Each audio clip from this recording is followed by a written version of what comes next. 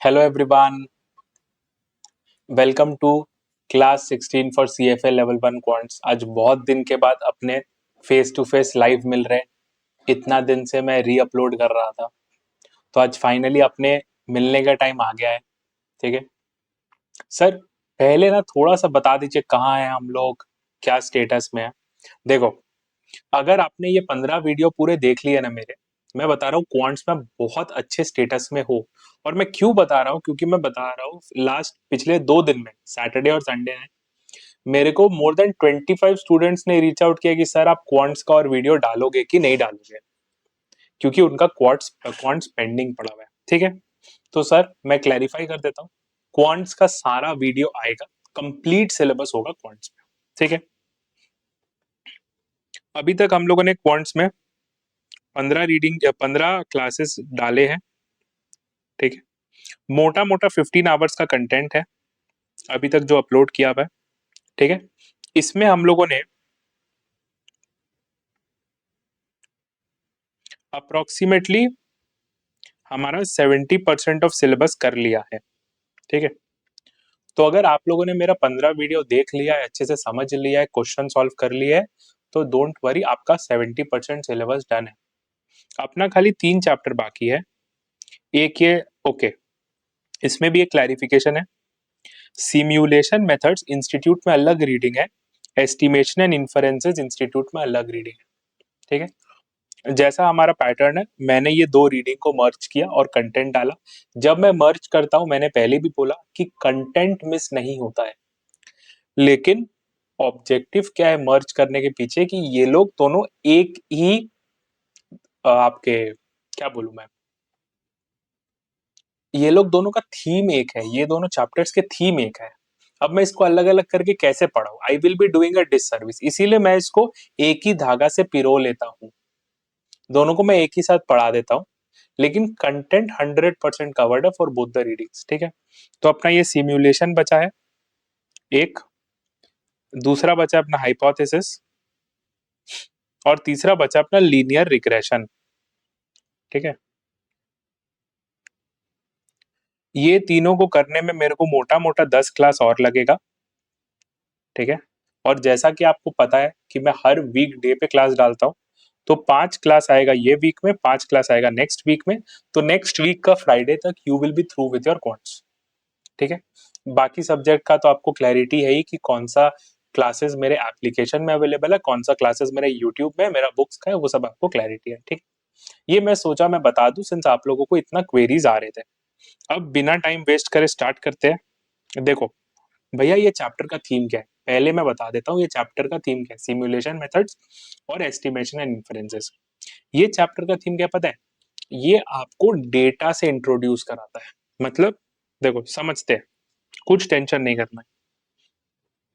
आपने सपोज कुछ भी कैलकुलेशन किया, ठीक है, कैलकुलेशन के ऊपर आपने कुछ एनालिसिस और इंटरप्रिटेशन किया।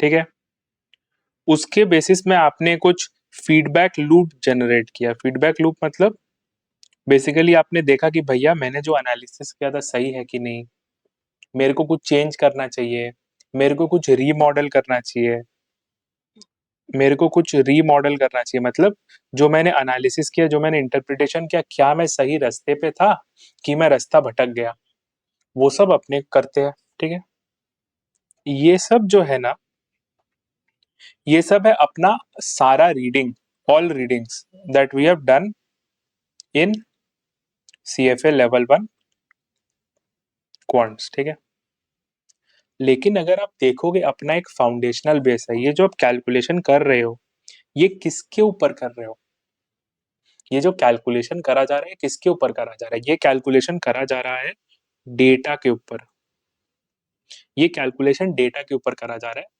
तो इसका मतलब क्या है कि भैया, जो आपका पूरा स्टडी का, जो आपका पूरा करिकुलम का बेस है, जो पूरा बेस है जिसने सब कुछ उठा के रखा है, भैया हमारा जिम्मेवारी बनता है ना कि इसको भी समझा जाए, डेटा को भी समझा जाए। डिटेल में नहीं समझेंगे, because we are not into data science, we are not into machine learning. Data data detail में अपने को नहीं समझना है, अपने को समझना है डेटा उतना ही समझेंगे जितना फाइनेंस में यूज करने के लिए अपने को चाहिए। ठीक है, तो ये चैप्टर में, ये रीडिंग में अपन डेटा डेटा समझेंगे कि भैया डेटा क्या होता है, कैसे अरेंज होता है, डेटा को देखा कैसे जाता है, उसको यूज कैसे किया जाता है, क्या तरीका से यूज किया जाता है, कैसे डेटा निकाला जाता है, सब कुछ देखेंगे। ये सब डेटा के ऊपर अपने आज डिस्कस करेंगे। ठीक है, ये चैप्टर मैं बता दूं, ये चैप्टर इज थ्योरी 95%। 95% थ्योरी है ये चैप्टर, प्लेन थ्योरी है। तो अगर ये चैप्टर्स है, simulation method, estimation and inferences दोनों, अगर इससे क्वेश्चन आता है, सो इट इज मतलब 95% चांस कि भैया वो प्लेन थ्योरी निकलेगा। मतलब आपके लिए अगर मैं बोलूं तो वो लॉलीपॉप क्वेश्चन निकलेगा, इजी स्कोरिंग क्वेश्चन निकलेगा, वो दिमाग नहीं खराब करेगा अपना। ठीक है, 5% इसमें कुछ न्यूमेरिकल है, और वो न्यूमेरिकल भी लॉलीपॉप न्यूमेरिकल है, लॉलीपॉप न्यूमेरिकल है वो भी, ऐसा कोई बहुत तोप न्यूमेरिकल नहीं है, सिंपल न्यूमेरिकल है। ठीक है, तो ओवरऑल ये चैप्टर का profile is on a simpler side, ये इजी चैप्टर है, डिफिकल्ट नहीं होगा। हमें 2 क्लास लगेगा, आज का क्लास और नेक्स्ट का क्लास, हम ये रीडिंग निपटाएंगे। ठीक है, स्टार्ट करते हैं। ठीक है, चलो स्टार्ट करते हैं। हम्म, क्या है, पहले अपने को बताया जा रहा है डिस्ट्रीब्यूशन क्या होता है, पहले अपने को सिखाएगा डिस्ट्रीब्यूशन किसको बोलते हैं। डिस्ट्रीब्यूशन क्या है, एक बार रीड करते हैं फिर समझेंगे। A distribution describes how data points are spread out or clustered in a data set, showing the probability of different values or interval occurring. It's a way to organize and understand the frequency of different outcome in a data set. ठीक है भैया, आपने क्या बोला अब मेरे को समझ में नहीं आया, मैं समझाता हूँ। थोड़ा थोड़ा समझेंगे, फटाफट समझेंगे, समझ में आएगा। देखो, अगर मैं आपको एक स्टेटमेंट दूं, marks of students in a classroom of 20 students, क्या है, this is a data set.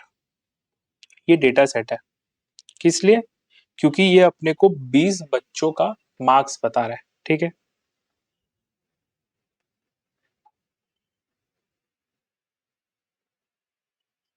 Student 1 2 3 4 6 7 8 9 10 11 12 13 14 15 16 17 18 19 20। ठीक है, अब सपोज मैं मार्क्स आउट ऑफ 100 कर रहा हूँ, मैंने मार्क्स आउट ऑफ 100 का सपोज इसको दिया 75, 80, 65, 85, 90, 92, 91, 90, 88, 79, 52, 33, 7, 92, 93, 83, 76, 77। ठीक है, सपोज ये डेटा दिया हुआ है, each individual number with respect to a student is a data to me. ठीक है, अब आप क्या करोगे, जब आप ये डेटा को एक प्लॉट करोगे ना, तो आप देखोगे, प्लॉट करोगे तो देखोगे मतलब,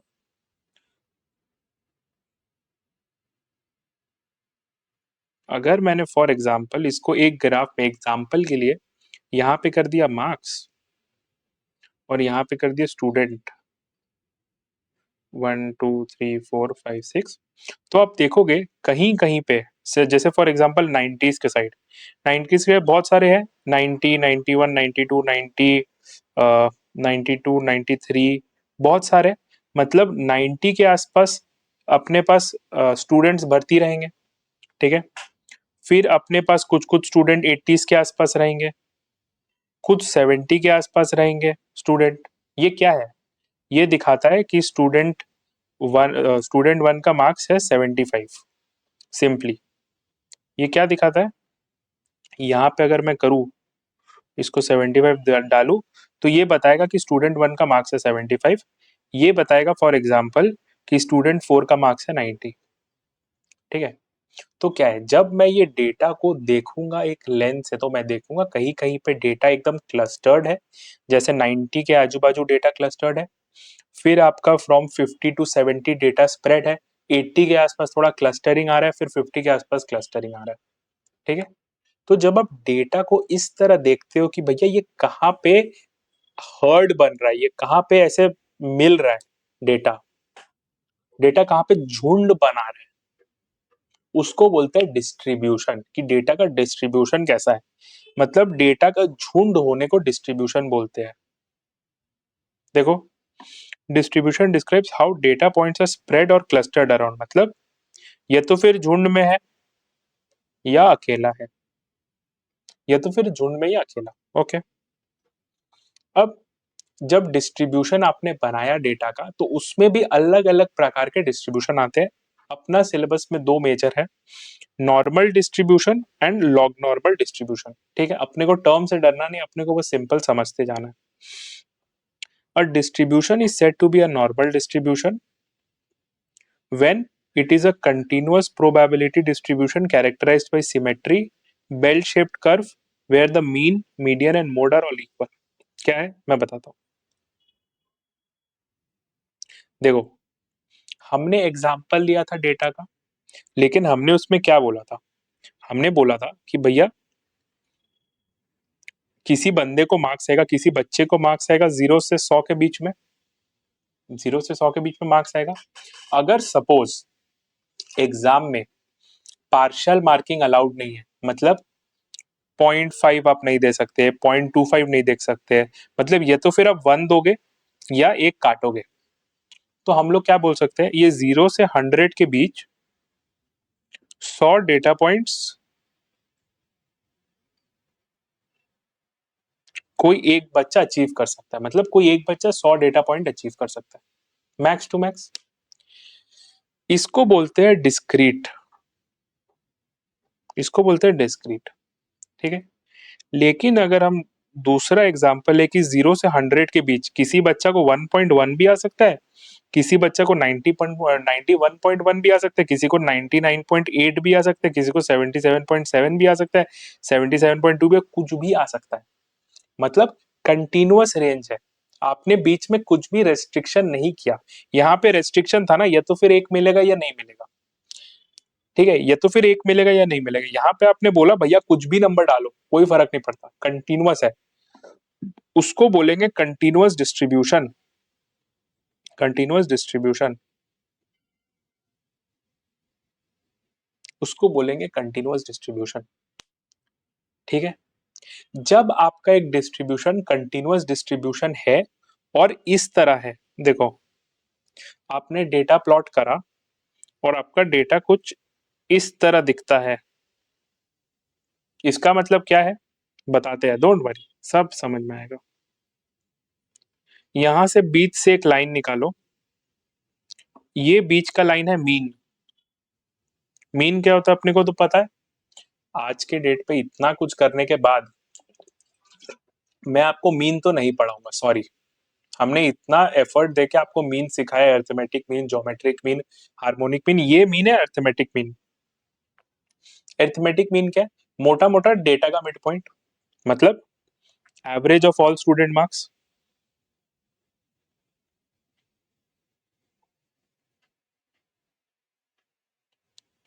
अगर कोई डिस्ट्रीब्यूशन ऐसा है जिसमें आपका जो अरिथमेटिक मीन है, mean is equals to median is equals to mode, और वो बेल शेप्ड है, वैसे बेल शेप तो ऑटोमेटिक ही आ जाएगा, लेकिन ठीक है बेल शेप्ड है, तो ऐसा टाइप का डिस्ट्रीब्यूशन को हम लोग बोलते हैं नॉर्मल डिस्ट्रीब्यूशन।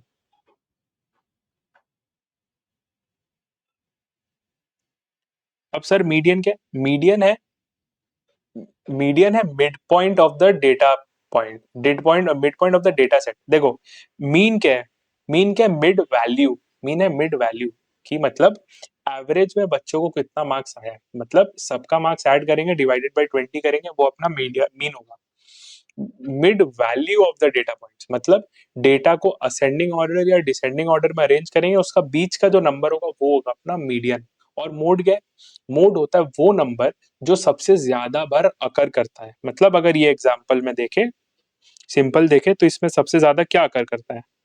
90 दो बार अकर कर रहा है। 92 भी दो बार अकर कर रहा है।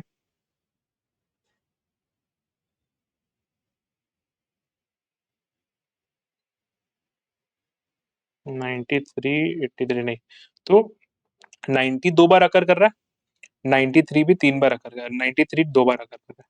तो ये अपना मोड हो गया, समझे? ये अपना मोड हो गया। तो हम लोग बोलेंगे ये वाला डेटा सेट में दो मोड है, ठीक है? तो वैसे ही अगर ये डेटा सेट को मैं प्लॉट करूं, ठीक है, ये डेटा सेट के ऊपर मैं काम करूं, और ये डेटा सेट ऐसा हो कि मेरा इसका मीन, मीडियन और मोड सेम है, इसका जब मैं ड्राइंग करूं तो बेल शेप्ड कर्व आए, और ये कंटिन्यूअस प्रोबेबिलिटी डिस्ट्रीब्यूशन है। यहाँ पे तो ये कंटिन्यूअस प्रोबेबिलिटी डिस्ट्रीब्यूशन है ही नहीं, तो ये नॉर्मल डिस्ट्रीब्यूशन में आएगा ही नहीं। लेकिन अगर कंटिन्यूअस प्रोबेबिलिटी डिस्ट्रीब्यूशन होता, तो हम लोग बोलते कि भैया ये सब कंडीशन सेटिस्फाई करने से ये नॉर्मल डिस्ट्रीब्यूशन होता है, ठीक है? सर अब मेरे को बताइए ना सर, इतना क्यों लफड़ा कर रहे हैं? इतना पढ़ने का दरकार है क्यों? ये नॉर्मल डिस्ट्रीब्यूशन समझने का दरकार है क्यों? पहले मेरे को ये बताइए, मैं क्यों पढ़ूं? Why should I study? मैं बताता हूँ क्यों। जितना आपका स्टैटिस्टिकल मॉडल्स होता है, जितना आपका स्टैटिस्टिकल कैलकुलेशंस होता है, ठीक है, मेजॉरिटी में यही अजम्पशन होता है। मतलब वहां पे भी देखो, अजम्पशन कुछ भी करना जरूरी है। क्यों अजम्पशन करना जरूरी है? क्योंकि अगर आप देखो, हम लोग जो दुनिया में रहते हैं ना, उसमें कुछ भी कंट्रोल्ड नहीं है। The environment is not controlled, बहुत हेवायर है, बहुत रैंडमनेस है, ठीक है? लेकिन जब हम उसको समझने का कोशिश करते हैं, हम उसको मॉडल करने का कोशिश करते हैं ना, तो हमको वो एनवायरमेंट को एक कंट्रोल्ड सेटअप में लाना पड़ता है, जहां पे चीजें हमारे हिसाब से हो रही है। वरना हम ये मॉडल बना ही नहीं पाएंगे। मतलब पढ़ने का कोई मतलब ही नहीं है, क्योंकि ये मॉडल बनेगा ही नहीं। तो हमें वो चीजें कंट्रोल में लानी पड़ती है। इसीलिए ये नॉर्मल डिस्ट्रीब्यूशन भी एक तरीके का कंट्रोल एग्जिबिट करता है डेटा के ऊपर। और मैक्सिमम जो स्टैटिस्टिकल मॉडल्स अपन पढ़ेंगे ना, वो उन्हीं डेटा सेट में एप्लीकेबल है जो डेटा सेट नॉर्मल डिस्ट्रीब्यूशन में है।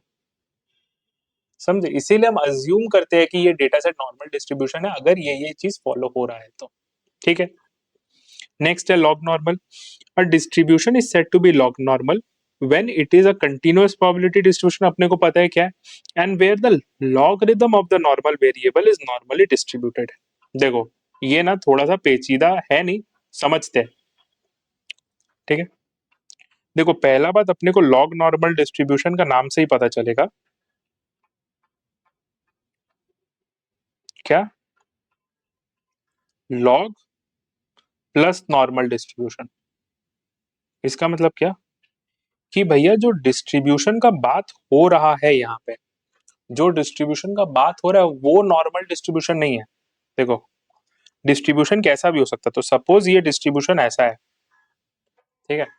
लॉग नॉर्मल डिस्ट्रीब्यूशन ऐसा दिखता है, this is a log normal distribution.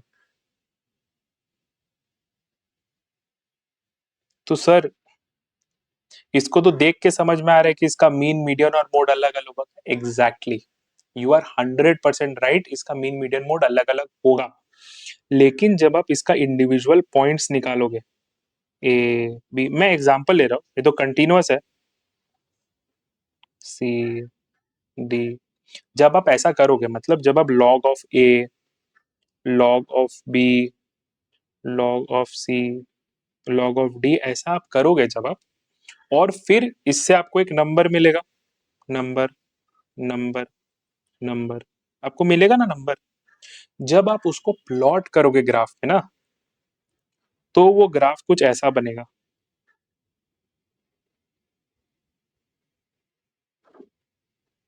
समझे? तो वो ग्राफ इंसानों की तरह बनेगा, और उस ग्राफ में जो मीन, मीडियन और मोड होगा वो इक्वल होगा, ठीक है? वो बेल शेप्ड भी होगा ग्राफ, और वो सिमेट्री भी फॉलो करता होगा। सर ये सिमेट्री क्या है? देखो, सिमेट्री मतलब LHS is equals to RHS। Symmetry मतलब ये, सिमेट्री का एक सीधा एग्जांपल दो, ह्यूमन बॉडी लो। अगर आप मुझे बीच से काटोगे तो देखोगे मेरा लेफ्ट साइड वाला शरीर मेरे राइट साइड वाले शरीर से सेम है। मैक्सिमम हमारा left side right side same होता है, मतलब एक आंख इधर जिस तरह दिख रहा है, एक आंख इधर, नाक में भी एक साइड का नाक इधर, एक साइड का नाक इधर, कान में भी एक कान इधर, एक कान इधर, हाथ में एक हाथ इधर। जितना लंबा मेरा लेफ्ट हैंड रहेगा उतना लंबा मेरा राइट हैंड रहेगा। सिंपली पैर में भी जितना लंबा मेरा लेफ्ट पैर उतना लंबा मेरा राइट पैर। ऐसा नहीं है कि एक पैर एक हाथ हो गया मोटा और एक हाथ हो गया पतला, वैसा टाइप का शरीर नहीं होता है। मतलब आप यूजुअली ऐसा फिगर तो नहीं देखोगे ना एक आदमी का, आदमी है हाथ एक मोटा और एक पतला, ऐसा तो इंसान का नहीं होता है। और यहाँ पे एक पैर मोटा और यहाँ पे एक पैर पतला, ऐसा तो इंसान नहीं होता ना। इसको काटो तो ये हो गया एसिमेट्रिकल। क्यों? क्योंकि इसका left side of the body is different from the right side. हम लोग इंसान एकदम सीधे साधे ऐसे होते हैं, तो हमें बीच से अगर काटो तो LHS is equals to RHS। तो डिस्ट्रीब्यूशन में भी जब LHS और RHS सेम रहता है तब अपने उसको सिमेट्रिकल बोलते हैं। मतलब यहाँ पे ये हो गया LHS, ये हो गया RHS, तो ये दोनों सेम रहेगा। मतलब ये वाला जो डिस्टेंस है will be same as this distance, ये वाला जो डिस्टेंस है will be same as, sorry, will be same as this distance. तो वो डिस्ट्रीब्यूशन को हम लोग नॉर्मल डिस्ट्रीब्यूशन बोलते हैं। और लॉग नॉर्मल मतलब जिसका लॉग करने से अपने को नॉर्मल डिस्ट्रीब्यूशन मिलता है। ठीक है भैया, ये था अपने को डिस्ट्रीब्यूशन के बारे में समझाया। ये अपने को डिस्ट्रीब्यूशन के बारे में समझाया। डिस्ट्रीब्यूशन क्या है? बेसिकली किस तरह डेटा अपने डेटा सेट में उलझा हुआ है, किस तरह डेटा अपने डेटा सेट में रहता है, उसको बोलता है डिस्ट्रीब्यूशन। ठीक है, अब करेंगे साइमुलेशन का कॉन्सेप्ट। क्या है सर साइमुलेशन? देखो, साइमुलेशन का इंग्लिश का मतलब है कि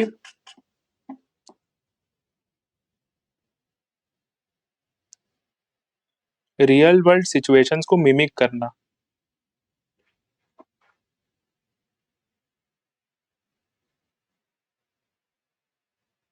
मतलब देखो, मैंने क्या बोला आपको अभी? मैंने बोला कि जब हम कोई मॉडलिंग करते हैं तो असलियत में जो हमारे साथ होता है वो बहुत अनकंट्रोल्ड वे में होता है। ठीक है, कुछ भी हो जाता है। जैसे 2021 में आया था क्या, हाँ 2020 में आ गया था कोविड। 2020 में आ गया था कोविड।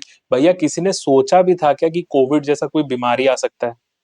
डॉक्टर, विद्वान, साइंटिस्ट, किसी ने भी सोचा था कोविड नाम का कोई बीमारी आ सकता है?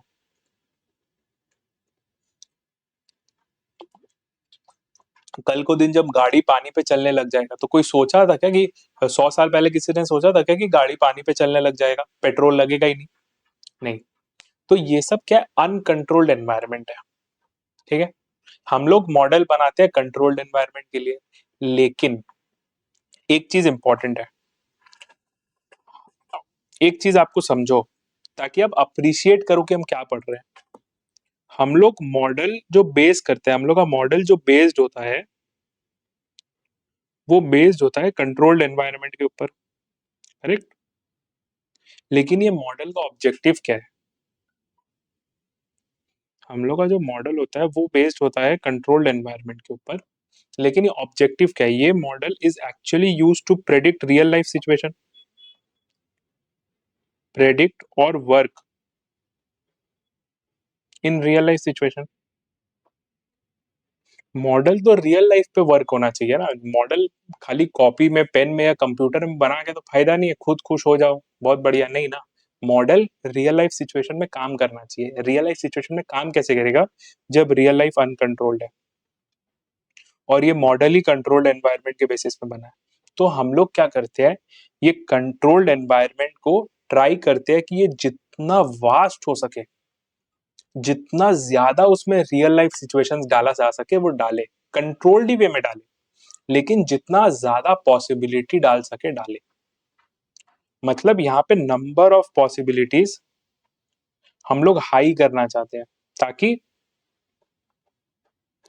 ताकि ये मैक्सिमम रियल लाइफ सिचुएशंस को देख सके, समझ सके। कौन देख सके, समझ सके? ये मॉडल। ये मॉडल जो मेरा कंट्रोल्ड एनवायरनमेंट में बन रहा है, इसको मैं इतना ज्यादा रियल लाइफ सिचुएशंस पे घेर दूंगा ना कि भैया वो इवेंचुअली रियल लाइफ के लिए रेडी हो जाएगा। सिंपल एग्जांपल, आप लोग सीएफए लेवल 1 दे रहे हो, आप लोग का तो एग्जाम 2 से 8 फेब के बीच ही है, ठीक है? वहां पे आप रियल लाइफ सिचुएशन में बैठोगे। अभी आप क्या कर रहे हो? अभी आप अपना दिमाग को एक मॉडल की तरह रेडी कर रहे हो। कैसे रेडी कर रहे हो? आप लोग मेरा कंटेंट देख रहे हो, आप लोग इंस्टीट्यूट का क्वेश्चन सॉल्व कर रहे हो, आप लोग मॉक्स सॉल्व कर रहे हो, ठीक है? आप लोग अपना दिमाग को मॉडल की तरह रेडी कर रहे हो, ठीक है? अब आप क्या करोगे? आप इस पे नया से नया इंफॉर्मेशन डालोगे, मतलब आप नया नया मॉक सॉल्व करोगे, नया नया क्वेश्चन सॉल्व करोगे, नया नया थ्योरी पढ़ोगे। क्यों पढ़ रहे हो आप ये? आप ये इसीलिए पढ़ रहे हो, आप ये क्वेश्चंस इसीलिए सॉल्व कर रहे हो, आप ये क्लासेस इसीलिए देख रहे हो ताकि आप एग्जाम के लिए रेडी हो पाओ। एग्जाम के लिए कैसे रेडी होगे? जितना ज्यादा आप दिमाग में अपना क्वेश्चंस, कंसेप्ट्स, मॉक्स डालोगे, आप उतना एग्जाम के लिए रेडी होगे। इसको सिंपली ये समझो, ये मॉडल है आपका दिमाग, ये मॉडल है आपका दिमाग जो प्रिपेयर हो रहा है सीएफए का एग्जाम देने के लिए। और आपके दिमाग को प्रिपेयर करने के लिए मॉक्स, क्वेश्चंस, कंसेप्ट्स होते हैं, वैसे ही मॉडल को प्रिपेयर करने के लिए बहुत सारे पॉसिबिलिटीज दिए जाते हैं कि भैया तू इसको देख, इसको समझ और रियल लाइफ के लिए रेडी हो, ठीक है? ये जो प्रोसेस अपन करते हैं ना, जिसमें हम इसको बहुत सारे रियल लाइफ सिचुएशंस में एक्सपोज करते हैं, डेटा देते हैं, इसको हम लोग प्यार से बोलते हैं सिम्युलेशन। सिम्युलेट करते हैं। तो बेसिकली अगर मैं एक सिमुलेशन का बहुत सीधा एग्जांपल बोलूं, तो जब आप मॉक टेस्ट दोगे ना, मॉक टेस्ट ऐसे नहीं, मॉक टेस्ट दोगे एज पर सीएफए स्टैंडर्ड, मतलब रूम वूम बंद कर दिया, फोन हाथ में है नहीं, इंटरनेट का एक्सेस आप कुछ सर्च करने के लिए कर नहीं सकते, और बैठ के एग्जाम दे रहे हो, मतलब एग्जाम दे रहे हो सेशन 1 सेशन 2, उसमें इंस्टीट्यूट के चैप्टर 1 सॉरी पूरे सिलेबस के क्वेश्चन लगा रहे हो, फर्स्ट सेशन में भी सेकंड सेशन में भी, वही सीरियसनेस के साथ, तो उसको बोला जाएगा सिम्युलेशन। क्यों? आप अपना दिमाग को रेडी कर रहे हो रियल लाइफ सिचुएशन फेस करने के लिए, जो है एग्जाम, बाय गिविंग मॉक, तो उसको बोला जाएगा सिम्युलेशन। अब सिम्युलेशन खाली हम लोग जिंदगी में एग्जाम देने के लिए थोड़ी ना करते हैं, हम लोग सिम्युलेशन करते हैं बहुत सारे चीजों के लिए, देखते हैं। और सिमुलेशन कैसे करते हैं वो भी देखेंगे। आपका तो सिंपल है भैया, प्रिपरेशन करो, मॉक टेस्ट दो, सिमुलेशन हो गया। लेकिन स्टैटिस्टिकल मॉडल्स के साथ तो वैसा होता नहीं है, तो देखते हैं कैसे करा जाता है। Simulation refers to using a technique and models to mimic real world processes or systems, real life में जो होता है, often with random elements to assess the performance of the methods or compare different approaches, especially when theoretical analysis is difficult। जब theoretically analytical is difficult, जब आप theory से नहीं निकाल सकते कि रियल लाइफ में कैसे होगा चीजें, जब रियल आप थ्योरी से नहीं निकाल सकते कि रियल लाइफ में सिचुएशन कैसे होगा, तो आप उसको रियल वर्ल्ड सिचुएशंस में एक्सपोज करते हो, ठीक है? सिम्युलेशन जहां आता है ना, सबसे पॉपुलर है मोंटी कार्लो सिम्युलेशन, और ये मोंटी कार्लो सिम्युलेशन हर जगह डाला हुआ है, तो एकदम बेसिक है, एकदम इंपॉर्टेंट है, ठीक है? इंट्रोडक्शन क्या है Monte Carlo simulation? Monte Carlo simulation model is used to predict the probability of variety of outcomes। क्या आउटकम का क्या प्रोबेबिलिटी है when the potential for random variables are present। मतलब देखो बेसिकली मोंटी कार्लो में क्या बोल रहा है, अगर मैं सपोज रिटर्न की बात करूं, रिटर्न ऑन एसेट्स, ठीक है?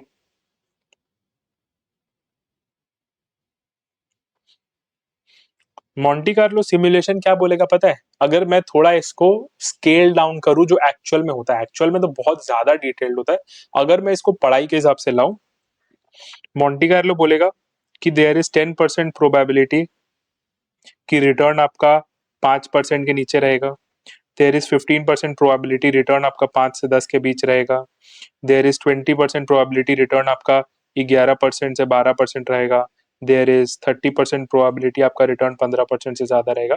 तो मोंटी कार्लो क्या बोलेगा, ये आपको प्रोबेबिलिटी असाइन करेगा आपका रिजल्ट्स का। देखो, it predicts the probability of variety of outcome. Outcome क्या हुआ? आउटकम हुआ रिजल्ट। ये 5, 10, 12, 15 लाना इज आउटकम, और ये है अपना प्रोबेबिलिटी, ठीक है? It is a technique based on repeated generation of one or more risk factors that affect the security value to generate a distribution of security value। देखो ये क्या है, इसमें हम लोग क्या करते हैं ना, और मैं बता रहा हूँ आपको ना, ये एक्सेल में भी मिल जाएगा। एक्सेल में एक फंक्शन है RAND E, ठीक है, आप वो एक्सेल में भी दबाना, वो रैंडम नंबर्स जनरेट करेगा। तो देखो ये जो 5%, 10%, 12%, 13-15% का रिटर्न आता है, ये कुछ फैक्टर्स के ऊपर आता है। फॉर एग्जाम्पल अगर अपन स्टॉक मार्केट की बात करें, ठीक है, अगर इकोनॉमी का GDP ग्रोथ रेट हाई है, फैक्टर नंबर 1। अगर पॉलिटिकल स्टेबिलिटी है, फैक्टर नंबर 2। अगर एक्सपोर्ट्स अच्छा है, फैक्टर नंबर 3। अगर नेट इन्वेस्टमेंट्स पॉजिटिव है, फैक्टर नंबर 4। अगर कंपनी का अर्निंग्स अच्छा है, फैक्टर नंबर 5। अगर कोई पर्टिकुलर सेक्टर की बात करें तो सेक्टर का ग्रोथ कैसा है, फैक्टर नंबर 6। तो इतने सारे फैक्टर्स है जिसके ऊपर मेरा रिटर्न डिपेंड करता है। मतलब सर एक बार एक सिंपल एग्जांपल दीजिए। देखो इंडिया ग्रो कर रहा है, सबको पता है इंडिया ग्रो कर रहा है, बहुत बढ़िया। पैसे आ रहे हैं, कंजम्पशन हो रहा है, कंजम्पशन हो रहा है, बहुत बढ़िया। रेगुलेटरी स्टेबिलिटी है। अगर क्रिप्टो इंडस्ट्री की बात करें तो क्रिप्टो इंडस्ट्री में रेगुलेटरी स्टेबिलिटी नहीं है। अगर सिगरेट इंडस्ट्री की बात करें, अपने को पता ही है कि गवर्नमेंट ने क्या तहस नहस किया अभी एक्साइज ड्यूटी बढ़ा के। उससे क्या हुआ, गवर्नमेंट ने एक इनस्टेबिलिटी या एक रेगुलेटरी पनिशमेंट लाया ऑन सिगरेट्स, आपका सिक्योरिटी गिर गया। यहीं पे गवर्नमेंट ने अगर टैक्सेस कम कर दिए होते सिगरेट पे तो शेयर बढ़ जाता। इसका मतलब क्या है, मेरा जो शेयर का रिटर्न है that is dependent on how the government is taking the action, how the economy is, how the borrowing rate is, what is the growth rate, सब कुछ। तो ये returns are based on a lot of factors, उसको बोला जाता है, फिर यहाँ पे बोला गया है रिस्क फैक्टर, ठीक है। मोंटी कार्लो क्या करेगा पता है, मोंटी कार्लो इनपुट्स थ्रो करेगा। मतलब मोंटी कार्लो क्या बोलेगा, मेरा इनपुट क्या है, इनपुट है ग्रोथ, सिंपल एग्जांपल लेते हैं, ग्रोथ, GDP, ग्रोथ और जीप, ठीक है। आउटपुट क्या है, रिटर्न, आउटपुट क्या है, रिटर्न, ठीक है। मोंटी कार्लो इसके ऊपर कुछ काम नहीं करेगा। मोंटी कार्लो बोलेगा मैं ग्रोथ और जीडीपी, ग्रोथ जीडीपी 5% है, ग्रोथ जीडीपी 2.5% है, ग्रोथ जीडीपी 10% है। मोंटी कार्लो सिचुएशन थ्रो करेगा, उसके कारण मेरा आउटपुट थ्रो होगा। तो मेरे को एक असेसमेंट मिलेगा कि भैया ये हुआ तो ये होगा, ये हुआ तो ये होगा। तो मैं रियल लाइफ के लिए प्रिपेयर्ड रहूंगा कि भैया हो सकता है कि जीडीपी का ग्रोथ 7% हो। क्या प्रोबेबिलिटी है, फॉर एग्जाम्पल 10% प्रोबेबिलिटी है। अगर 7% होने का 10% प्रोबेबिलिटी है तो 7% पे रिटर्न कितना है, 7% पे रिटर्न है 9%। तो मैं ये बोल सकता हूँ कि भैया मेरा 10% प्रोबेबिलिटी है कि रिटर्न 9% आएगा। समझे, तो ये वो कर रहा है, ये इनपुट्स को चेंज करेगा, रैंडमली जनरेट करेगा। रैंडमली क्यों, क्योंकि ये रियल वर्ल्ड को मिमिक कर रहा है। रियल वर्ल्ड में there is nothing controlled, real world में सब कुछ तो अनकंट्रोल्ड है, ठीक है। For each of the risk factor, the analyst specifies the parameter of the probability distribution that the risk factor is assumed to follow. ठीक है भैया, आपने तो इतना कुछ डिटेल में बोल दिया, एक्चुअली मैंने सब कुछ बता दिया आपको, अभी खाली पढ़ना है। सिमुलेशन प्रोसेस वही मैं बोला, इनपुट है, उसमें फैक्टर्स आइडेंटिफाई करो, उसको चेंज करते जाओ, उसके कारण जो आउटपुट में चेंज आता है उसको नोट करो। Probability distribution are specified for variables as well as parameters. Parameters क्या होता है, मीन, वेरिएंस और skewness. Values are randomly generated for the variable, variable क्या हुआ, इनपुट बेसिकली, ठीक है। Relevant calculations are done, GDP को लेके ग्रोथ निकालो। After many iterations the mean value is calculated, बहुत बार किया तो उसका मीन निकालो। मतलब जीडीपी को 1% पकड़ा तो रिटर्न निकालो, 2% पकड़ा तो रिटर्न निकालो, 3% पकड़ा तो रिटर्न निकालो, फिर इसका एक मीन वैल्यू निकालो, ठीक है। Use of Monty Carlo simulation कहाँ यूज करते हैं भैया, पढ़ा तो दिया, अब यूज कहाँ करेंगे, प्रैक्टिकल क्या एप्लीकेशन है। वैल्यूइंग कॉम्प्लेक्स सिक्योरिटीज बहुत जोरदार काम आता है। ये आपको कहाँ काम आएगा, जब आप जॉब में जाओगे। ये आपको आपके पढ़ाई में काम नहीं आएगा, चाहे आप CFA कर लो, चाहे कोई भी कोर्स कर लो, ये काम नहीं आने वाला। ये जब आप जॉब में जाओगे तब काम आएगा, और आएगा क्योंकि वहां पे ऑटोमेटेड सॉफ्टवेयर होता है जो ये सिमुलेशन करता है। Simulate the profit and loss from a trading strategy, जब आप शेयर ट्रेडिंग करते हो, करेंसी करते हो, या आप क्रिप्टो करते हो, या बॉन्ड्स करते हो। Estimate the value at risk, value at risk है, वैल्यू एट रिस्क एक रिस्क मैनेजमेंट का कॉन्सेप्ट है। ये यहाँ पे कवर्ड नहीं है, लेकिन इसको कवर करेंगे सीएफए करिकुलम में, ठीक है। Simulate pension fund assets and liabilities over the time to examine variability, valuation में यूज आता है। Value portfolio of assets that have non normal return distribution, मतलब देखो हमने क्या बोला, हमने तो यही बोला था ना कि भैया जिंदगी में कुछ भी नॉर्मल नहीं है, जिंदगी में कुछ भी कंट्रोल्ड नहीं, ठीक है। तो हमारा जिम्मेवारी है कि जो हमारा मॉडल है उसको हम ट्रेन करें अनयूजुअल चीजों के लिए, जिंदगी में कुछ भी चीज के लिए हम उसको ट्रेन करें। तो हमने तो वही ट्रेन किया, तो वही मेरे को नॉन नॉर्मल सिचुएशंस में भी वैल्यूएशन करके हेल्प करेगा,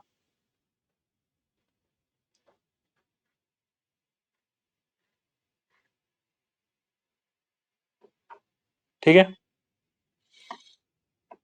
एडवांटेजेस क्या है, पूरा थ्योरी है, पढ़ते हैं क्या है। Inputs are not limited to the range of historical data, मतलब जो इनपुट डाल रहे हो आप जरूरी नहीं है हिस्टोरिकल डेटा डालो, मतलब फॉर एग्जाम्पल आपने 30 साल का हिस्टोरिकल डेटा निकाला जिसमें जीडीपी ग्रोथ रेट है, ठीक है। किसी साल जीडीपी 5% से ग्रो हुआ होगा, किसी साल 10% से ग्रो हुआ होगा, किसी साल -2% से ग्रो हुआ होगा, किसी साल 6% से ग्रो हुआ होगा, जरूरी है, ठीक है। एक थॉट प्रोसेस होता है ना कि भैया जो मैं मॉन्टे कार्लो सिमुलेशन में डेटा इंपुट करूंगा वो मैं पिछला 30 साल का डेटा उठा के करूंगा, ठीक है। जरूरी है क्योंकि अपने बोल सकते हैं ना कि जो पिछला 30 साल में हुआ है उसमें से ही आने वाला, उसमें से ही कुछ आने वाला 5-10 साल में होगा। लेकिन मॉन्टे कार्लो सिमुलेशन आपको एक बेनिफिट भी देता है कि भैया ये जो 30 साल वाला डेटा है उसको यूज कर, अच्छा है, उससे सिखा अपना मॉडल को, लेकिन तुम कुछ एक्स्ट्रा ऑर्डिनरी अपने दिमाग से भी डेटा तो तुम डाल ही सकता है प्रिपेयर करने के लिए, तो वो भी कर। तो इसका मतलब क्या है, खाली आप हिस्टोरिकल डेटा पे डिपेंडेंट नहीं हो, आप अपने हिसाब से भी डेटा डाल सकते हो। This allows the analyst to test scenarios that has never be occurred, मतलब जो सिनेरियोज आपके दिमाग में और कभी हुआ नहीं है पास्ट में, आप वो भी टेस्ट कर सकते हो ये मॉडल के थ्रू, ठीक है।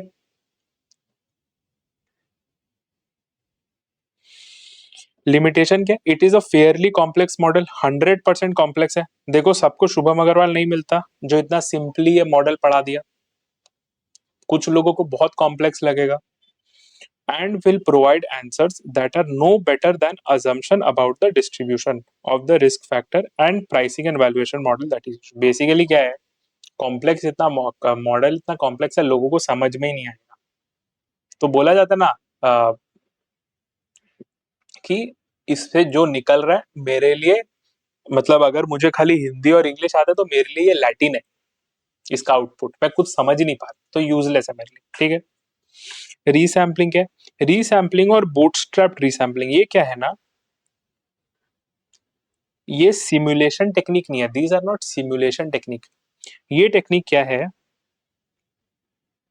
भैया, हमने क्या बोला कि सिमुलेशन में मेजर पार्ट क्या है, सिमुलेशन में अगर मैं बोलूं तो काम कहाँ है, सिमुलेशन में काम है डेटा को इनपुट करना, करेक्ट। क्योंकि अपना एक कॉन्सेप्ट पता है, गार्बेज इन गार्बेज आउट, अपने को गार्बेज इन गार्बेज आउट तो पता ही है क्या होता है, मतलब कचरा डालोगे तो कचरा ही निकालोगे। इसका मतलब क्या, अगर सिमुलेशन में जो इनपुट है वो अगर कचरा डालोगे तो कचरा ही निकलेगा ना आउटपुट, इसीलिए input is a very important thing in simulation. तो ये दोनों बोलता है कि कैसे आप डेटा इनपुट कर सकते हो साइमुलेशन में, क्या तरीका है, क्या मेथडोलॉजी है, क्या सोच है, ठीक है। It is another method for generating the data input to use in simulation. Often we do not have data for a population and can only approximate the population by sampling for it. Basically क्या बोल रहा है, कभी कभी हमारे पास data नहीं होता है, जब आप नई चीजें मॉडल करते हो तो कभी कभी आपके पास डेटा नहीं होता है, ठीक है, नहीं होता, मान रहे। To conduct resampling we start with the observed sample, जो डेटा है वो स्टार्ट करते हैं and draw repeated sub samples from it, ठीक है, each with the same number of observations. From these samples we can infer parameters for the population such as mean and variance. Basically हम क्या कर रहे हैं, हमारे पास एक डेटा सेट है, हम उसी से बार बार डेटा डेटा उठाए जा रहे हैं और उसी का पैरामीटर्स कैलकुलेट कर रहे हैं, ठीक है। Bootstrap, it is a method where we draw repeated samples of size n from the full data set, replacing the sampled observation each time so that they might be redrawn at another sample. इसका मतलब क्या है? देखो, bootstrapped sample रीसैम्पलिंग थोड़ा important है, इसलिए मैं समझा रहा हूँ। सपोज आपका ये डेटा सेट है, ठीक है, सपोज ये डेटा सेट में आपके पास A B C D E F G H I, ये इसको बोला जाएगा पॉपुलेशन। पॉपुलेशन मतलब जितना पॉसिबल डेटा था, जितना पॉसिबल डेटा था वो यहाँ पे है, ठीक है।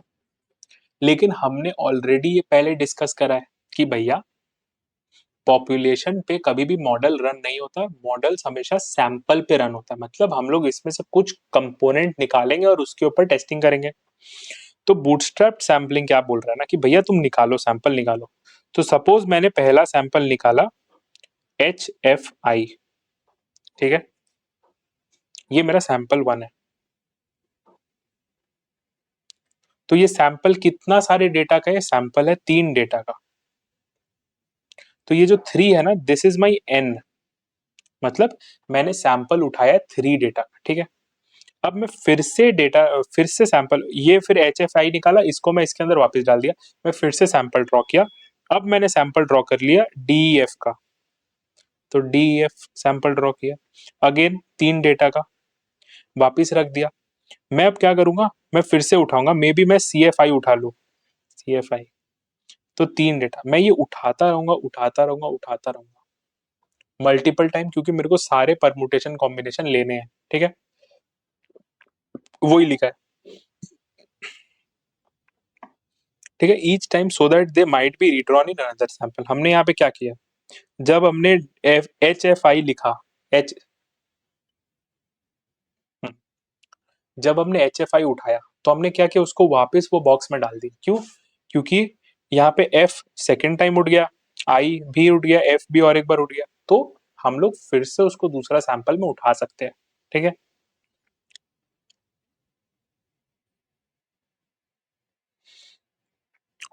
We can then directly calculate the standard deviation of this sample mean as our estimate of standard error of the sample mean, ठीक है। हमने पढ़ा है स्टैंडर्ड एरर क्या होता है सैंपल मीन का, मतलब हम सबका आपका ये निकालेंगे, मीन निकालेंगे और फिर हम लोग उसका स्टैंडर्ड डेविएशन निकाल लेंगे।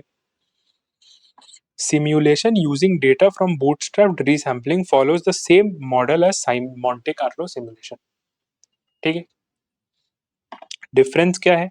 Difference is the source and scope of data. For example, if simulation uses bootstrapped resampling of historical data, its inputs are limited to distribution of actual outcome. मतलब क्या बोल रहा है कि भैया अगर आपने बूटस्ट्रैप सैम्पलिंग फॉलो किया है और आपने मोंटे कार्लो सिमुलेशन का ओरिजिनल मेथड फॉलो किया है तो दोनों सेम। डिफरेंस कहाँ आएगा? अगर आपका बूटस्ट्रैप रीसैम्पलिंग का जो बेस डेटा है वो है हिस्टोरिकल डेटा, तो आप कोई भी अपने मन से, अपने दिमाग से इसमें कोई फ्रेश डेटा नहीं डाल सकते, जो आज तक नहीं हुआ है। मतलब 30 इयर्स का डेटा के ऊपर ही आपका सैंपल्स ड्रॉ होगा, ठीक है।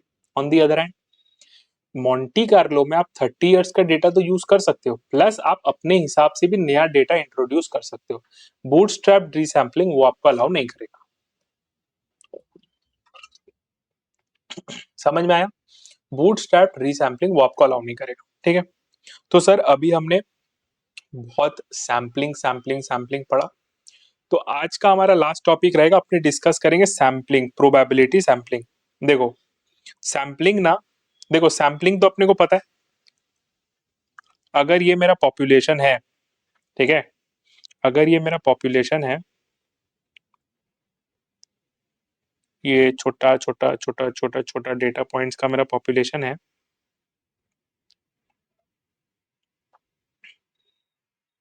तो इसमें से अगर मैं कुछ भाग उठा लेता हूं, जैसे मैंने ये उठा लिया, जैसे मैंने ये उठा लिया, ये उठा लिया, ये उठा लिया, ये उठा लिया, ये उठा लिया, अगर मैं कुछ भाग उठा के उसका एक छोटा सा और सर्कल बना दूं, ये वाला, जिसमें मेरे पास एक दो, जैसे एक दो तीन चार पाँच, एक दो तीन चार पाँच ये रहेगा, तो इसको मैं एक सैंपल बोल सकता हूँ, जो मैंने ये पॉपुलेशन से उठाया है, मतलब उठाया है मतलब ड्रॉ किया है, ठीक है, ड्रॉ किया है, ठीक है। तो ये जो प्रोसेस है इसको बोलते हैं सैम्पलिंग। ये तो मैं रिवाइज करा रहा था क्योंकि सैम्पलिंग तो अपने पहले वाले चैप्टर्स में कर चुके हैं। ये सैम्पलिंग ना दो तरीके से कर सकते हो आप। पहला, प्रोबेबिलिटी लगा के कर सकते हो, या प्रोबेबिलिटी के बेसिस कर सकते हो, या तो फिर आप नॉन प्रोबेबिलिटी बेसिस भी कर सकते हो, ठीक है। अपने सिलेबस में दोनों है, ऐसा नहीं कि खाली प्रोबेबिलिटी, अपने सिलेबस में दोनों है। तो आज के क्लास में हमारा लास्ट टॉपिक रहेगा प्रोबेबिलिटी वाला, कल के क्लास में अपन नॉन प्रोबेबिलिटी करेंगे, ठीक है। चलिए सर, स्टार्ट करते हैं, समझते हैं।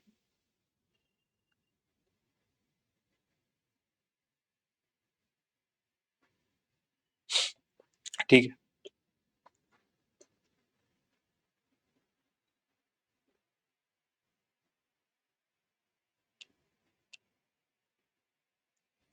चलो स्टार्ट करते हैं। Probability sampling refers to selecting a sample when we know that probability of each sample member in the overall population। मतलब क्या बोल रहे हैं भैया, सपोज पूरा पॉपुलेशन में अपने पास 100 डेटा पॉइंट है। अगर आपको ये कंफ्यूजन लग रहा है तो मैं ज्यादा इजी कर देता हूँ। सपोज एक क्लास में 100 बच्चे बैठे और 100 बच्चों का हमें मार्क्स चाहिए, ठीक है। 100 बच्चों का जो मार्क्स है ना वो अपन बोल रहे हैं पॉपुलेशन। मतलब एक क्लास में 100 स्टूडेंट्स है और 100 स्टूडेंट का मार्क्स इज माई पॉपुलेशन, ठीक है। इसमें क्या बोल रहा है, अब हमें क्या बोला कि भैया तुम एक काम कर, तुम सैंपल उठा 15 लोगों का। 100 बच्चे हैं, 100 बच्चे का मार्क्स दिया हुआ है अपने को। हमें बोला है कि भाई तू 15 बच्चों का सैंपल उठा, ये 100 में से। तो वेरी गुड, हम लोग उठा सकते हैं। प्रोबेबिलिटी सैंपलिंग क्या बोलता है ना, बोलता है कि जब आप इसमें से सैंपल उठा रहे हो 15, और अगर आपको हर बच्चे का पिक करने का प्रोबेबिलिटी पता है, मतलब फॉर एग्जांपल राहुल, शुभम, सोनिया, अ, रोहन है, आपको अगर ये पता है कि राहुल को पिक करने का प्रोबेबिलिटी क्या है, सोनिया को पिक करने का प्रोबेबिलिटी क्या है, शुभम को पिक करने का प्रोबेबिलिटी क्या है, जब आपको इस चीज का आइडिया है और तब आप सैम्पलिंग कर रहे हो तो उसको बोलते हैं प्रोबेबिलिटी सैम्पलिंग, ठीक है। मैं ये यहाँ पे एक चीज समझो, लोग ना कंफ्यूज हो जाए। मैं ये नहीं बोल रहा हूँ कि प्रोबेबिलिटी सेम है कि नहीं। ये हो सकता है कि राहुल को पिक करने का प्रोबेबिलिटी 2/100 हो, शुभम को पिक करने का प्रोबेबिलिटी 1/100 हो, सोनिया को पिक करने का प्रोबेबिलिटी शायद 0.5/100 हो, कुछ भी हो सकता है। मैं सेम प्रोबेबिलिटी नहीं बोल रहा, लेकिन मैं बोल रहा हूँ कि आपको प्रोबेबिलिटी पता है तो वो प्रोबेबिलिटी सैम्पलिंग होता है, ठीक है। रैंडम सैम्पलिंग प्रोबेबिलिटी के अंदर ही होता है। क्या होता है? It refers to the type of sampling where each item is assumed to have the same probability of being selected. Okay, if we have a population of data and select our sample randomly, each data point has an equal probability of being selected and is called a simple random sampling. क्या बोल रहा है simple random sampling? क्या बोल रहा है, वही example में चलते हैं। 100 बच्चे हैं, 15 बच्चों को उठाना है, ठीक है। इसमें बोल रहा है कि अगर 100 का 100 बच्चे को पिक करने का प्रोबेबिलिटी सेम है, सेम कैसे होगा? 1/100। अगर 100 बच्चा है और 100 में से हमको 15 बच्चा रैंडमली उठाना है और सबका प्रोबेबिलिटी सेम है, तो सबका प्रोबेबिलिटी क्या होगा? 1/100। तब जाके आपका पूरा 1 बनेगा, क्योंकि प्रोबेबिलिटी का टोटल तो 1 ही होता है। अगर सबका प्रोबेबिलिटी सेम है और तब आप सैम्पलिंग कर रहे हो, अगर आपको प्रोबेबिलिटी पता है और आप सैम्पलिंग कर रहे हो तो उसको बोलते हैं प्रोबेबिलिटी सैम्पलिंग। क्या बोला सर? रिपीट करिए। करता हूँ। मैं बोल रहा हूँ अगर आपको प्रोबेबिलिटी पता है और तब आप सैम्पलिंग कर रहे हो तो उसको बोलते हैं प्रोबेबिलिटी सैम्पलिंग। अगर प्रोबेबिलिटी सेम है और तब आप प्रोबेबिलिटी कर रहे हो तो उसको बोलते हैं सिंपल रैंडम सैम्पलिंग, ठीक है। If we want to estimate the mean probability of the population of a firm, this may be appropriate. ये कब यूज होता है? ये जब अपने को profitability of mean profitability of population of firm करना है, ठीक है। अब सर प्रोबेबिलिटी सैम्पलिंग कितना तरीके का हो सकता है, ठीक है। पहला होता है सिंपल रैंडम सैम्पलिंग, अपने पढ़ चुके हैं क्या होता है। दूसरा होता है सिस्टमैटिक सैम्पलिंग, क्या बोलते हैं, it involves selecting every nth member from the population. मतलब मैंने बोला, मेरे को क्या बोला गया, ओरिजिनल असाइनमेंट क्या है, मेरे को बोला गया कि भैया 100 लोगों का क्लास है, 100 बच्चों का क्लास है, 15 उठाओ, ठीक है। तो मैंने पता है क्या बोला, मैं होशियार हूं, मैं क्या बोला पता है, मैं एक काम करता हूं, मैं हर 7वें बच्चे को उठाता हूं। मतलब क्लासरूम में तो स्टूडेंट्स अरेंज्ड होंगे बेंचेस के थ्रू, मैंने क्या बोला भाई, मेरे को बच्चों को देखना ही नहीं है, मेरे को देखना नहीं है कौन कहाँ है, मैं बोलूंगा हर 7 स्टूडेंट को मैं सैंपल उठा रहा हूँ। तो पहले 7 को उठाया, फिर 14 को उठाया, फिर 21 को उठाया, फिर 28 को उठाया, फिर 35 को उठाया। मेरे को नहीं पता who is the 35th student, उसका प्रोबेबिलिटी 100 होगा, लेकिन मेरे को नहीं पता वो बच्चा कौन है। मैंने डिसाइड किया कि हर 7वां बच्चा को मैं उठाने वाला हूँ, तो उसको बोलते हैं सिस्टमेटिक सैम्पलिंग। मतलब आपको एक सिस्टम असाइन कर रहे हो सैम्पलिंग का, ठीक है। नेक्स्ट है स्ट्रैटिफाइड रैंडम सैम्पलिंग। क्या होता है stratified random sampling? It is used as a classification system to separate the population into smaller groups based on one or more distinguishing characteristics. From each subgroup or stratum, a random sample is taken and the results are pooled. The size of the sample from each stratum is based on the size of the stratum relative to the population. Stratified sampling is often used in bond indexing because of difficulty of cost of completely replicating. इसका समझते हैं मतलब stratified sampling क्या है। Example वही रहेगा, classroom 100 बच्चे,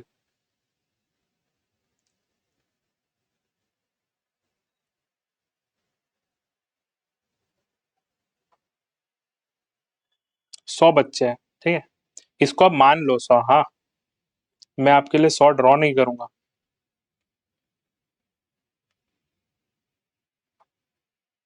इसको आप 100 मान लो, ठीक है।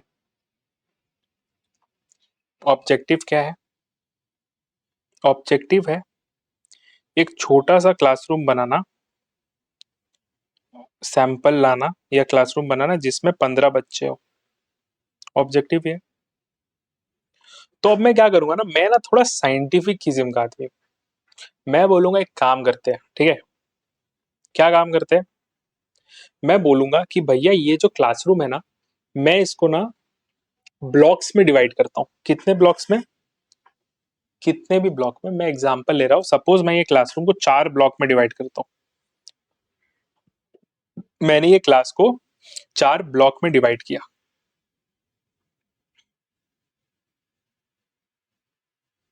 ठीक है। सर ये ब्लॉक क्या है? ये ब्लॉक को अंग्रेजी में स्ट्राटा बोलते हैं, स्ट्राटा। और स्ट्राटम प्लूरल है, स्ट्राटम, ठीक है। सर ये ब्लॉक क्या बेसिस में डिवाइड कर रहे हो? मैंने क्या बोला पता है, और आप शायद रिलेट करोगे। याद है स्कूल में हम लोग का हाउसेज होता था, हाउसेज मतलब red house, green house, blue house और येलो हाउस। हम लोग का स्कूल में तो यही था, अलग अलग स्कूल में अलग अलग होता है, क्यों? याद है हम लोग एनुअल स्पोर्ट्स डे में पार्ट लेते थे, तो red house use to compete with green, yellow, blue, so on and so forth. Physical physical education का क्लास में हमें हमारा हाउस पहन के जाना पड़ता था। अगर आप लोगों ने स्कूल में वो एक्सपीरियंस किया है तो बेसिकली जो आपका पीटी क्लास होता था, फिजिकल ट्रेनिंग का क्लास, उसमें हाउस बेस आपको रहना पड़ता था, ठीक है। तो मैं क्या बोल रहा हूँ, मैं ये क्लास को 4 ब्लॉक्स में डिवाइड कर रहा हूँ बेस्ड ऑन हाउसेस। मतलब यहाँ पे रेड हाउस के बच्चे, यहाँ पे ग्रीन हाउस के बच्चे, यहाँ पे येलो हाउस के बच्चे और यहाँ पे ब्लू हाउस के बच्चे। बहुत बढ़िया। सर रेड हाउस में ना हमारे पास 30 स्टूडेंट है, very good. Sir yellow house में ना हमारे पास 20 स्टूडेंट है, गुड। सर ग्रीन हाउस में ना हमारे पास 25 स्टूडेंट है, और सर ब्लू हाउस में भी हमारे पास 25 स्टूडेंट है, ठीक है। बहुत बढ़िया, इसको 4 ब्लॉक में कर दिया। अब मैं करूंगा ना, अब मैं ये 30 बच्चों में से सैंपल निकालूंगा। सर कितना निकालोगे? 30 सबसे ज्यादा है। 30 is actually 1/3 of the total population. तो 1/3 ऑफ 15 कितना होता है? 5। तो मैं 5 बच्चे सैंपल उठाऊंगा, ये वाला ब्लॉक 1 से, ठीक है। फिर मैं ब्लॉक 2 जो येलो हाउस है उससे मैं 1/5, तो 3, मैं येलो हाउस से 3 बच्चे उठाऊंगा। ग्रीन से मैं क्या करूंगा ना, ग्रीन से मैं 1/4, तो मोटा मोटा 4, 3.5, तो मैं ग्रीन से 4 बच्चे उठाऊंगा, ठीक है। और मैं ब्लू से फिर बचे हुए 3 बच्चे उठाऊंगा। मतलब मैंने क्या किया, मैंने पहले पूरा पॉपुलेशन को स्ट्राटास में ब्रेक किया, फिर मैंने वो स्ट्राटास से सैम्पलिंग करी, और फिर ये 5, 4, 3 और 3 को जोड़ के मेरा पूरा फाइनल सैंपल बन के आया। 5, 4, 3, 3। सर इसका फायदा क्या? फायदा ये है कि ये जो 15 बच्चों का सैंपल है ना, इसमें आपको हर स्ट्राटा का रिप्रेजेंटेशन मिल रहा है। मतलब सर ये भी तो हो सकता था, आपने जब 100 बच्चों में से 15 बच्चे उठाए, ये भी तो हो सकता था कि जो 15 बच्चे उसमें 12 बच्चे ब्लू के निकल आए और 2 बच्चे रेड के निकल आए और एक बच्चा येलो का निकल आया। या ये भी हो सकता था कि 10 बच्चे रेड के निकल आए, 4 बच्चे ग्रीन के निकल आए, एक बच्चे ब्लू के निकल आए। तो रिप्रेजेंटेशन ठीक नहीं हो रहा था। मैंने स्ट्राटा में डिवाइड किया और फिर उससे बच्चे पुल करे, तो मेरा क्या हुआ, जो मेरा फाइनल सैंपल था वो पॉपुलेशन का स्ट्रेंथ को रिप्रेजेंट कर रहा था, क्योंकि पॉपुलेशन में भी 30 मतलब 30% was red, 25% blue, 25% green, 20% yellow. जो सैंपल है उसमें भी यही है, 30% रेड, 25% ये, 25% ब्लू और आपका 25% ग्रीन, ठीक है। इसीलिए हम लोग स्ट्रेटिफाइड सैम्पलिंग करते हैं, ठीक है।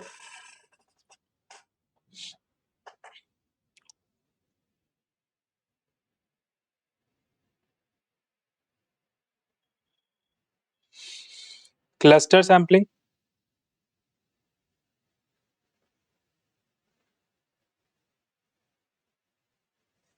चलो।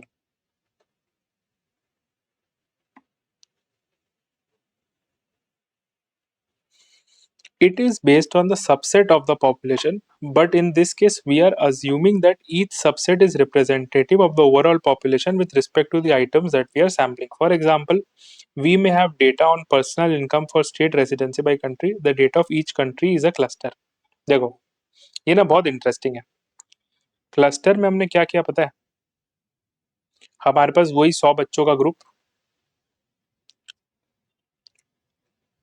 हम ना क्लस्टर्स क्रिएट कर रहे हैं। मतलब हमने क्या बोला, यहाँ पे हम स्ट्राटास में ब्रेक करे थे पूरा पॉपुलेशन को, यहाँ पे हम क्लस्टर्स में ब्रेक करें। मतलब हमने सपोज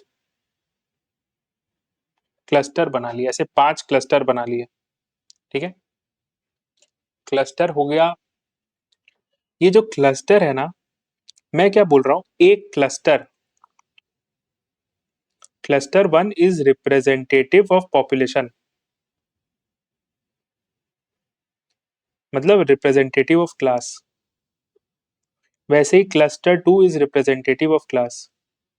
मतलब मैं बोल रहा हूँ जो मैंने सब ग्रुप बनाया ना, उसी को अगर मैं सैंपल उठा लूं तो वो भी सही है, लेकिन अभी मैं नहीं उठा रहा।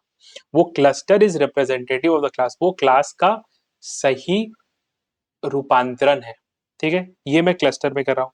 लेकिन क्लस्टर के लिए अपने को पढ़ना पड़ेगा डिटेल, क्योंकि क्लस्टर आप दो तरीके से कर सकते हो, one cluster and two stage cluster. One cluster क्या है? A random sample of cluster is selected and all the data in those cluster comprises the sample. मतलब हमने वन स्टेज क्लस्टर में क्या करा पता है? हमने वन स्टेज क्लस्टर में क्या करा, सपोज हमने पूरा क्लास को 5 क्लस्टर में ब्रेक किया था, 1, 2, 3, 4 और 5। हमने बोला कि भैया हम जो सैंपल उठाएंगे, क्लस्टर 1 और क्लस्टर 3 हमारा सैंपल होगा। मतलब सपोज क्लस्टर 1 में 7 लोग हैं, क्लस्टर 3 में 8 लोग हैं, तो क्लस्टर 1 का सारा बच्चा 7, क्लस्टर 2 का सारा बच्चा 8, 15 सैंपल उड़ गया, सॉरी 15 सैंपल उड़ गया, डन, खत्म। या तो फिर हम ये भी कर सकते थे, क्लस्टर 2, क्लस्टर 5, क्लस्टर 4, अगर मिला के 15 बच्चा है तो बस हो गया। हमने 3 क्लस्टर उठाए, मतलब हमने इंडिविजुअल बच्चे नहीं उठाए, हमने क्लस्टर उठाया, और क्लस्टर के अंदर जो बच्चे थे वो ऑटोमेटिक आ गए, ठीक है। नेक्स्ट है two stage clustering. In two-stage cluster sampling, random samples from each of the selected cluster comprise the sample. ये इंटरेस्टिंग है. देखो क्या है, वन और टू में क्या अंतर है, थोड़ा डायग्राम से समझा जाए ताकि आपको कंफ्यूजन ना हो. वन स्टेज में क्या है पता है, ये हमारा पॉपुलेशन है, ठीक है. इसको हम लोगों ने तोड़ा क्लस्टर्स में, cluster one, cluster two, cluster cluster three, cluster four, cluster five, ठीक है. और फिर इसके अंदर बच्चे हैं, पॉपुलेशन है, ये अपना बच्चे है, ठीक है. हमने क्या बोला, rather than selecting the individual बच्चा, we will select the cluster. तो for example we can select cluster one and two, तो उसके साथ ऑटोमेटिक जितना भी बच्चा था सब आ गया. Very good. We could have selected 1 and 5, we could have selected 1 and 4, we could have selected 3 and 5, कुछ भी कर सकते थे. We could have selected 1 2 3, we could have selected 2 1 5, कुछ भी कर सकते थे, ठीक है. टू स्टेज क्लस्टरिंग एक और लेवल आगे जाता है, मतलब इसमें पॉपुलेशन है जो अपना फर्दर क्लस्टर्स में डिवाइड होता है, C1, C2, C3, C4, C5, C6, C7, ठीक है. उसके अंदर बच्चे हैं,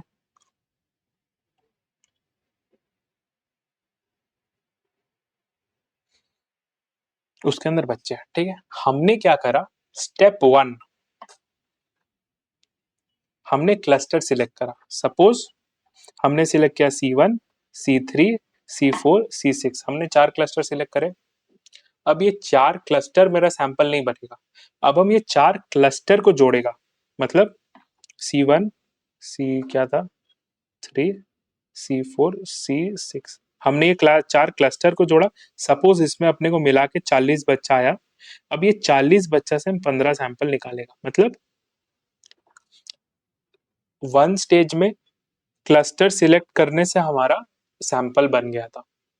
क्या बोला सर आपने, मैं बोल रहा हूं कि वन स्टेज क्लस्टर सैंपलिंग में क्लस्टर सिलेक्ट करने से मेरे को जो सैंपल चाहिए था मिल गया था. टू स्टेज सिलेक्ट करने में, टू स्टेज में क्लस्टर सिलेक्ट करने से हमें एक ऐसा सब पॉपुलेशन मिला जिससे हमको सैंपल निकालना है. मतलब मैंने पहले क्लस्टर सिलेक्ट करे, फिर उसके अंदर के बच्चों से सैंपलिंग करी, मतलब 1 3 4 6 में 40 बच्चे, अब मैं 15 उठाऊंगा, मतलब मैंने 60 को एलिमिनेट कर दिया by not selecting their cluster, by not selecting their cluster. समझे.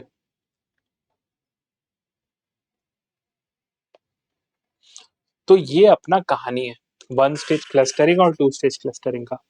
इसके साथ अगर आप देखोगे तो अपना प्रोबेबिलिटी सैम्पलिंग वाला पार्ट खत्म. एक अपना बचा है नॉन प्रोबेबिलिटी सैम्पलिंग, एक बचा सेंट्रल लिमिट थ्योरम जिसमें थोड़ा सा आपका न्यूमेरिकल वाला पार्ट है, और फिर एक छुटकी सा टॉपिक बचा है, एक छुटका सा टॉपिक बचा है रीसैम्पलिंग के ऊपर, resampling to estimate sample distribution of statistic, ठीक है. बस इतना ही बचा गाइस. अगले नेक्स्ट डे अपने इसको निपटा देंगे, उसके बाद हाइपोथेसिस चालू करेंगे. Okay guys, bye.